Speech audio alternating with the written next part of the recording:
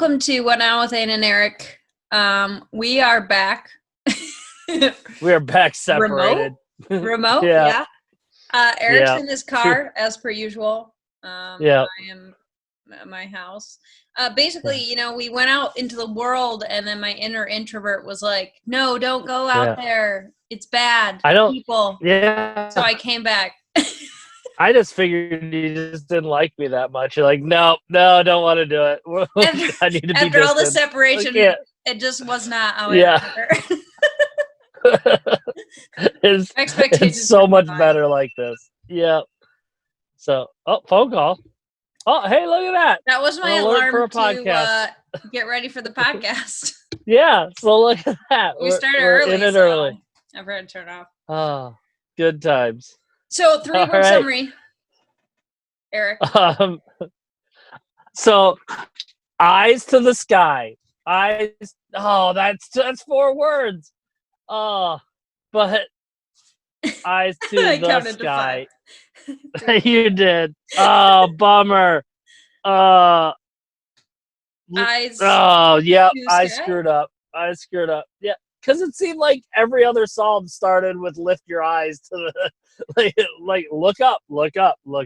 My 3-word summary is just like that. Mine is praise the Lord, because the whole last day of reading was all praise the Lord, praise the Lord, praise the Lord. Yeah, that's yeah. So see, we're in it. So I use an extra word. I can't help it.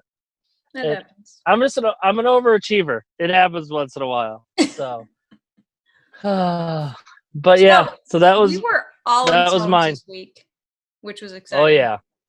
The whole week. So if you were brought down by Scripture ahead of this, if this didn't lift you up, I got nothing. Because this was all the happy-go-lucky ones too. Yeah. It was like you said. All right, here it is. The reading the Bible chronologically. Okay, I get it. And I don't know why I would say, man, this is just too much happiness and praising. But it was a little too much happiness and praising just over and over and over again. I'm like, you know what? I get it. And these are great. And maybe that's just what we needed to hear this week. But yeah, it was a lot. It was a lot of repetition, it seemed like. But hey, what do I know? What can you do?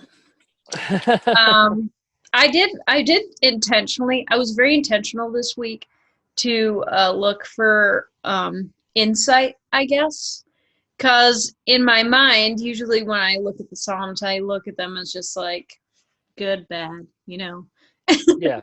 Read them depending on what kind of day I'm having. But I really was. I looked ahead, realized we were just reading Psalms, so I'm like, I need to have something to talk about. About all of this stuff.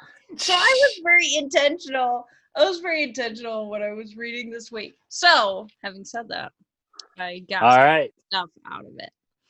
All right. Starting in Psalms 105.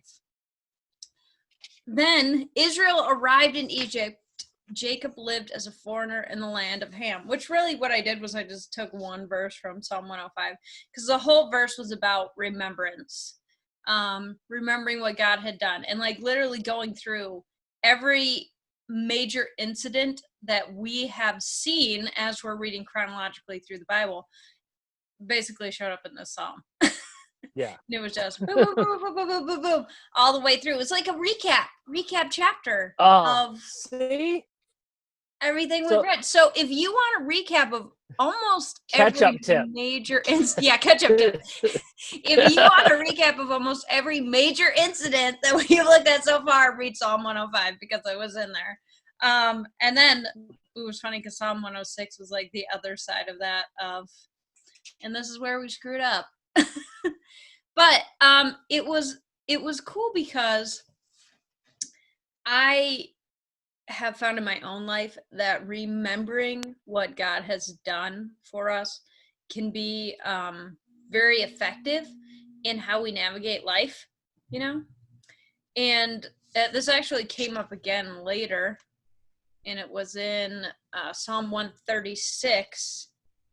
And it said, "Give thanks to the Lord, for he is good. His faithful love endures forever." And Psalm 136 was also basically a big recap chapter, except the difference was it would say like one thing happened, and then it would say, "His faithful love endures forever." Another thing happened, "His faithful love endures forever." Another thing happened, "His faithful love endures forever." It was like all throughout, again and again and again throughout that chapter. And so it just was, was making me think about the times, the uncertainty of the times, the uncertainty of really life circumstances in general, not even related to the times, but just related to an individual struggle of, hey, when you are working through these moments in life, it can be very helpful to look at when God has come through for you and remind yourself, he was faithful, his love endured. Then he came through again. He was faithful, his love endured. Then he came through again. He was faithful, his love endured. So what does that mean for me today? Well, and I think that was, and it's funny that I think we kind of read this in the same light, but that was the biggest thing, because you said, well, 106 goes oh, what did we do wrong? And it's a big thing, because not only remembering how God showed up, but remembering the role you play in it, and like not glossing over the fact that, hey, we do make mistakes, we do screw up, we do have a part in the distance of the relationship between maybe it's not God being silent, maybe we've shut him out, or maybe we've done something. And so to have that, not only remembering how God showed up, but remember how you've distanced yourself from God and how you felt, and come back to those times when that relationship was really strong. So I think it was a little combination of both. And that, I think you talked about it, I think it's the longest chapter in the Bible, isn't it? It's for sure, it's the longest Psalm, and I think it's the longest chapter in the Bible. There was a whole day of reading that was just that chapter. Like, that's how long it was. It was like, it's going to take you a full day. Yeah, but it's so, I don't know. I think it's so cool, because if you, it's Psalm 119. And I just love it because it's one section for each letter of the Hebrew alphabet. And like they said, they feel that and this is all study Bible. So this is not Eric just, wow, look at all my knowledge. No, it's seriously study Bible. I just kind of thought it was really cool. But like, this was Ezra writing this, and it was like this reminder of, hey, this is what you should meditate on. This is what you should remember. And this is how you should remember it. And putting this wisdom or this blessing or this part with each letter was so cool to kind of, hey, this is how you should study it. This is how you should root yourself in this knowledge. So that remembrance kind of comes through handy dandy 22 section chapter of the Hebrew alphabet. So I don't know. I thought it was, it was a lot, and it was a big chunk, but I just always think every time I come across that, I think it's really cool how that's laid out. And no matter how many times I read it, I have not remembered the Hebrew alphabet at all. I don't get it, but well, it's all good. It's all good. I had, my Jesus verse. You know what? I changed my Jesus verse. Never mind. Scratch that. Oh. We're ignoring that. No. We're ignoring Jesus verse? Wow. I have a different one, but I forgot that I had a different one, so I'll do that one later. All right. Something I thought was funny, Psalm 119.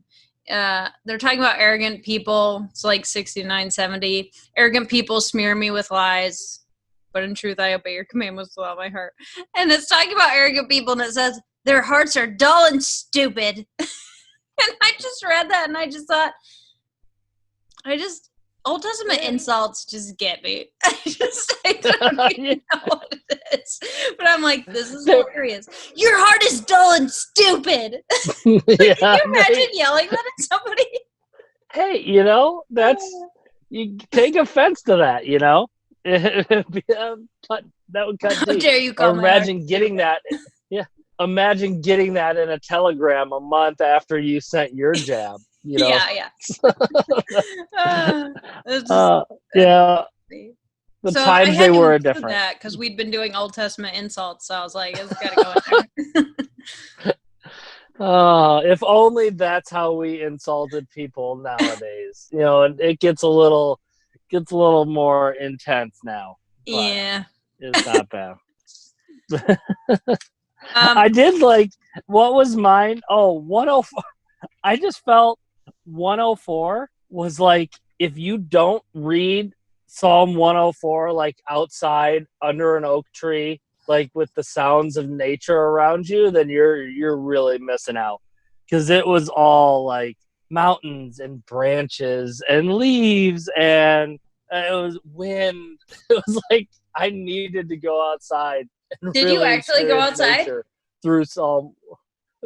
I thought about it though. I thought What about down? it. I felt that call to the wild, like that call to nature. No, but I didn't. But that's what I just think it was just funny that, like, I read that and I'm like, man, I should go camping, or a hike, or You something should. that's outdoorsy. What a great opportunity to commune with God. They hit you different. Some hit you different. Yeah. Yeah, through Psalm 104 and being outside, it works out. So I guess, I think I'm going to do my Jesus verse before my next step. They're two different things. Hey, I like it.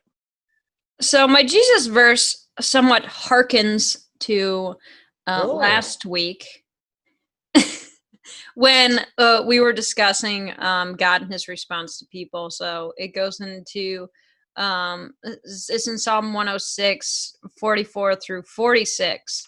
And just before this, it is talking about, because this is 106 is right after that. Okay, here's all the things God did. 106 is, here's all the things you did. Yeah.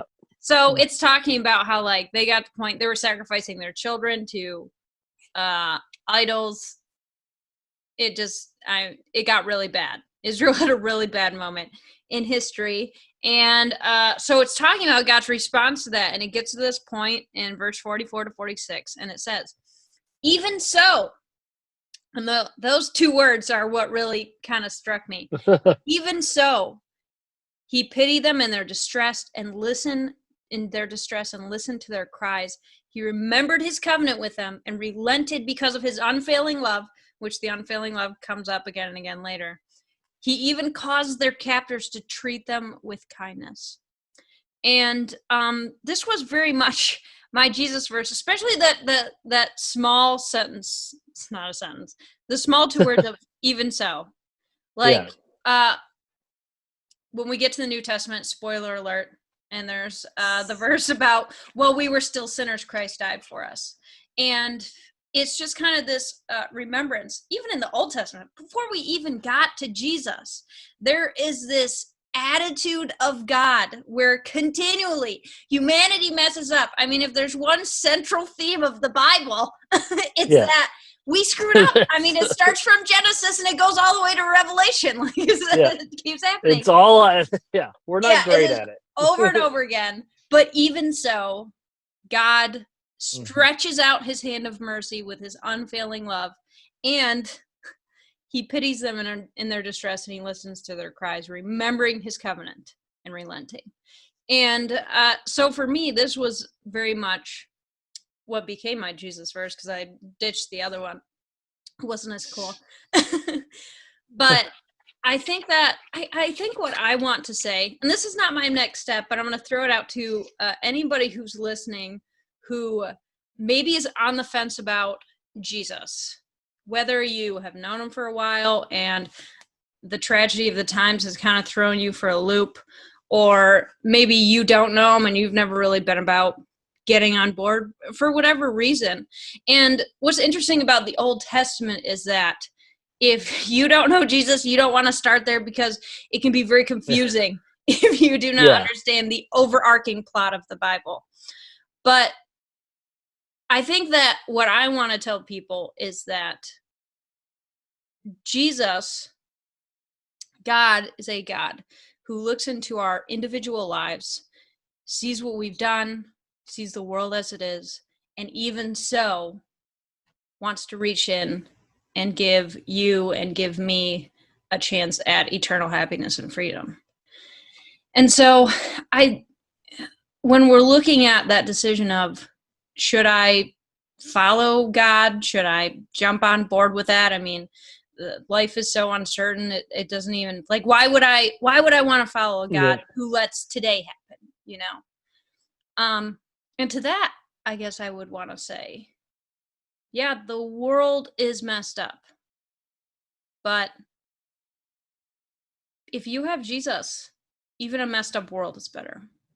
You know, like when I think about my own life, even if somebody could convince me that God did not exist, I would still follow his laws and regulations anyways, because my life is better.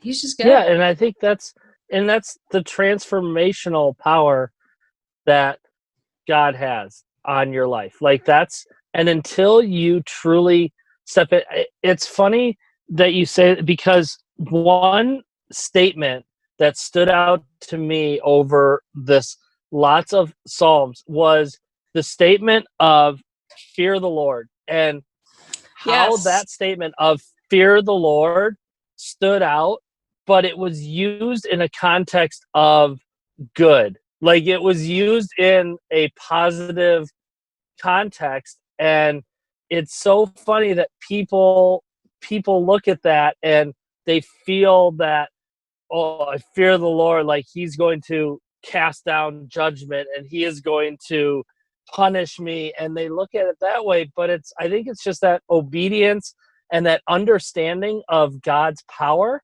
but also in that understanding that he is merciful. He does have that grace. He does know that it's okay when you screw up. Have that fear of the Lord, or have that understanding of how powerful he is, and be okay with going to him and saying, man, I did this. I know I screwed up. I'm ready to change, or I want to make that change. And I think that relationship goes both ways, is understand if you just look at him like he is this vengeful, angry God that's going to come down on you, then you try to hide so much away, and he knows everything that's going on. So to be able to go to him and say, hey, this is who I am, and this is what I've done, and this is how I want to change, that's such a big part of that relationship to it. And I just think having both of those is huge in what we're reading and how we're going, that no matter if you're upset, you're angry, you're sad, you feel broken, or everything's great, God's still there. And it's how far we move away from him, or how close we move away to him, that really matters. That's the part that I want to. Interesting. Kind of piggybacking off of what you were saying about the fear of the Lord. There's a verse. I did not write it down because I didn't think I was going to talk about this, but I want to. Yeah, there you go. But it was talking about how the heavens are the Lord's and the earth has been given to mankind. And as I was reading it, in the back of my mind, what I was thinking was, wow, we didn't really do much great with it. You know what I mean? Like, whoo, screw that one up pretty heavily. But what I was thinking about was how much, I want to say, grace we give ourselves as humanity when we take in the state of the earth, and then how much judgment we bring on God for the state that we left it in. And something that's so really interesting about the Old Testament is that the Old Testament is like black and white when it comes to consequences. Like, God is like, you mess up, things are going to happen. And we saw throughout the Old Testament, he was not kidding when he said this stuff was going to happen. Put to death was out there a lot. There was that whole section that it was over and over again. Now, he still had generous mercy when you really take into account how serious he was. But, like, we have this weird relationship with consequence, you know? Like, we don't take into consideration that there's consequences for our own sin the fact that we have messed up the world in our own ways, in different ways, and we want to live in this world that does not have consequence. And so we ask God, why aren't you doing anything about all of this bad stuff that is happening? Even though he does often do something about the bad stuff that's happening. But then we turn around and we're like, God, why don't you strike down my neighbor because he went out and he kicked my dog, or whatever it was. And so there's kind of like this I want to say triple standard that we have with consequence. We want to hold God to consequence. We want to hold everybody else to consequence, but we would really like to get off scot-free. And what does that say about us? Well, and that's, I think, and if we've looked at Old Testament, and that's the thing is we want, well, why is God doing this to me? Why is this happening to me? Or why is this happening right now? And haven't we seen in the Old Testament how generational this whole thing is, and how things carry on for hundreds of years because of a mistake that was made? It's like, and that's, I think, what we don't take into consideration is, okay, we might play a small role in it, but leading up to this, there's been a bigger hand in what's going on, and it's just, I don't know. And then we want God to fix it right now. It's like, well, we've kind of been in this over and over and over again for a while. So a long while. So that's kind of a tough thing to fix this right now, but don't look at all the stuff that went into getting us here. Just fix this right now. And I don't think it works that way, but I don't know. But so what's your next step? Yeah, next step. Okay. Let's not. I want to theologically deep dive, but I should not. I'm telling you, we were going to go into a big spot right there. Way to cut me off, Eric. I really interesting.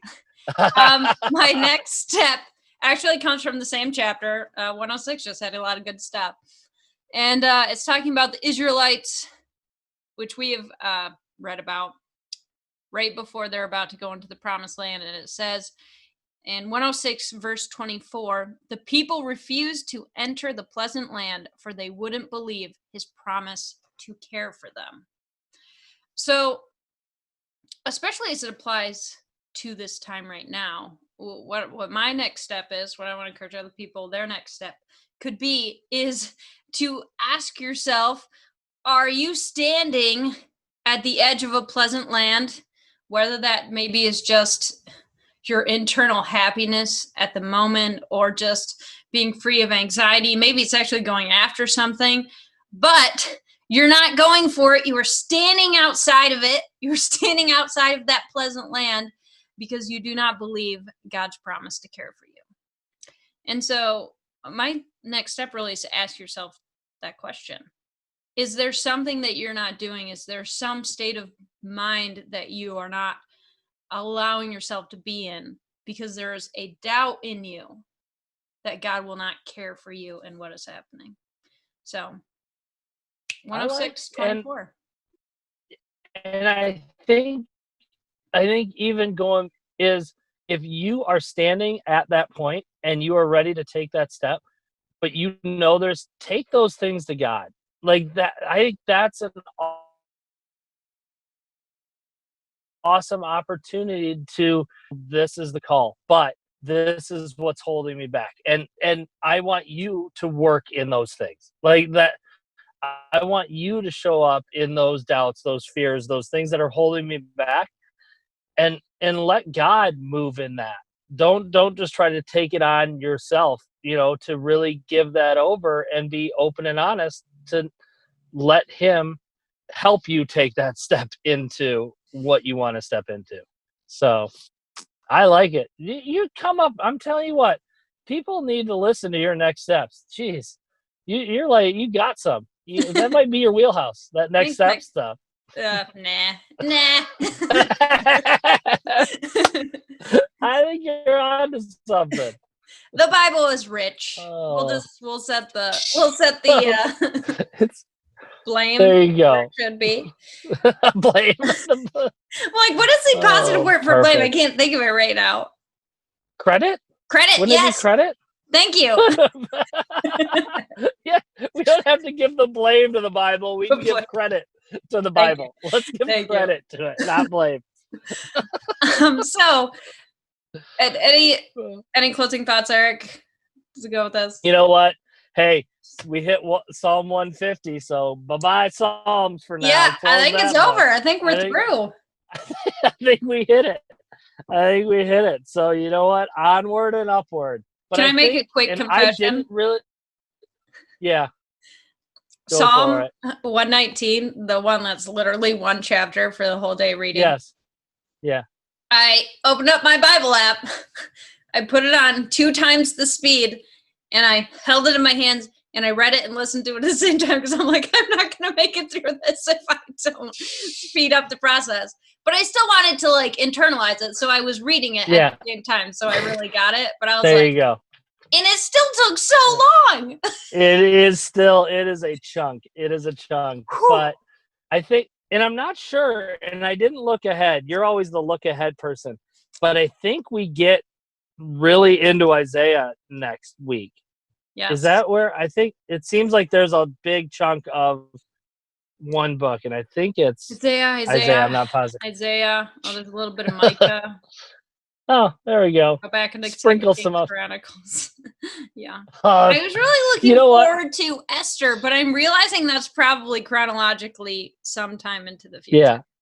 Yeah. So I am ready to close Kings and Chronicles too. I think that's another book that I'm ready to move on from. But you know what? We'll see what God has in stores with this. As I'm reading ahead, we're still in 2 Kings, 2 Chronicles by day 213. So, 215, 216.